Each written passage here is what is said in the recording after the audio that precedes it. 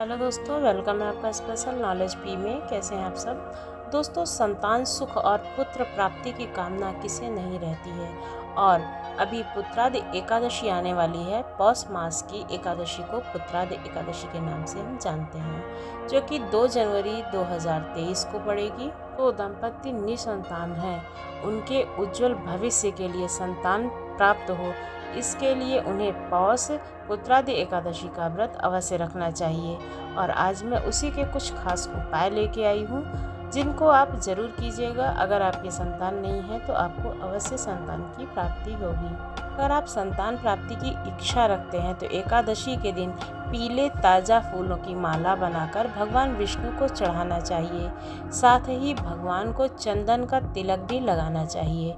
अगर आप अपनी संतान के कैरियर की बेहतरी हैं, यानी कि उसको बढ़ोतरी देखना चाहते हैं, उसके कैरियर को सुरक्षित करना चाहते हैं, तो एकादशी के दिन अपने बच्चे के मस्तक पर केसर का तिलक लगाना चाहिए। साथ ही जरूरतमंद को पीला कपड़ा भी करना चाहिए। आप अपने सभी कामों में संतान का भरपूर सहयोग पाना चाहते हैं तो पुत्रादि एकादशी के दिन सुबह स्नान आदि के बाद श्री भगवान विष्णु को प्रणाम करें और आसन बिछाकर बैठ जाएं। फिर भगवान विष्णु के मंत्र का 108 बार जाप जरूर करें। ओम नमो भगवते वासुदेवाय नमः, इस मंत्र का जाप करना है आपको। पुत्रादि एकादशी के दिन सुबह स्नान आदि से निवृत्त होकर भगवान विष्णु की विधि पूर्वक पूजा करें और पूजा के समय विद्या यंत्र की स्थापना करें। पूजा के बाद उस यंत्र को उठाकर अपने बच्चे के पढ़ाई वाले स्थान पर, यानी कि जिस कमरे में वो पढ़ता है, जहाँ उसकी व्यवस्था है पढ़ाई की,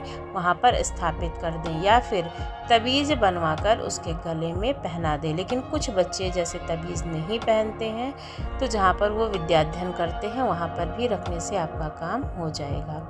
पुत्रादि एकादशी की रात एक लकड़ी की चौक या पाटे पर, यानी कि आपके घर में अगर कोई भी लकड़ी का पटरा है तो आप उसको भी ले सकते हैं, उस पर साफ कपड़ा बिछा दें और उस पर भगवान कृष्ण के बाल स्वरूप की प्रतिमा को रखें, या आपके पास फ़ोटो है तो फ़ोटो को ही रख दें।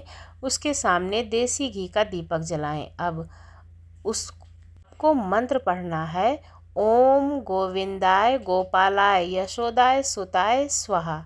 इस मंत्र का आपको 5 माला यानी कि 540 बार जाप करना है।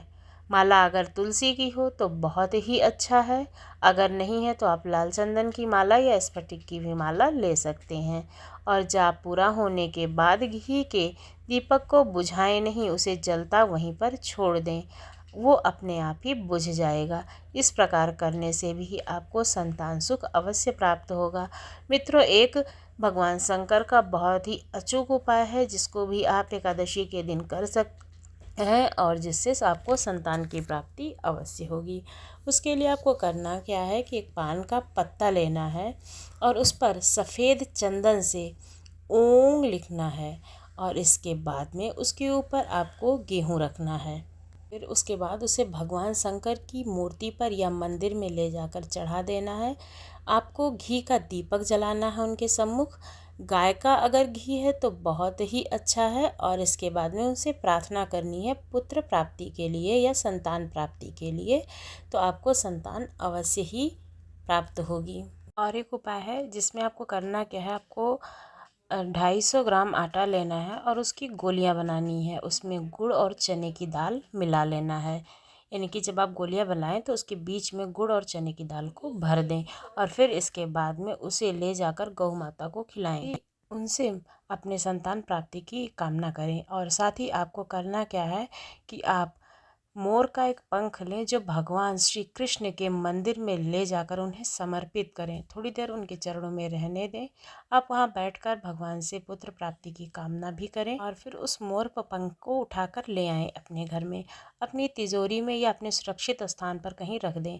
और जब आपको पुत्र रत्न की प्राप्ति हो जाए तो आप उस मोर पंख को मंदिर में फिर से चढ़ाएं और भगवान कृष्ण से को इन उपायों में से जो उपाय सरल लगते हैं आप उसे अवश्य कीजिए। आपको संतान की प्राप्ति अवश्य होगी। आपको हमारे द्वारा दी हुई अगर जानकारी अच्छी लगी तो हमारे चैनल को जरूर सब्सक्राइब कीजिए। धन्यवाद।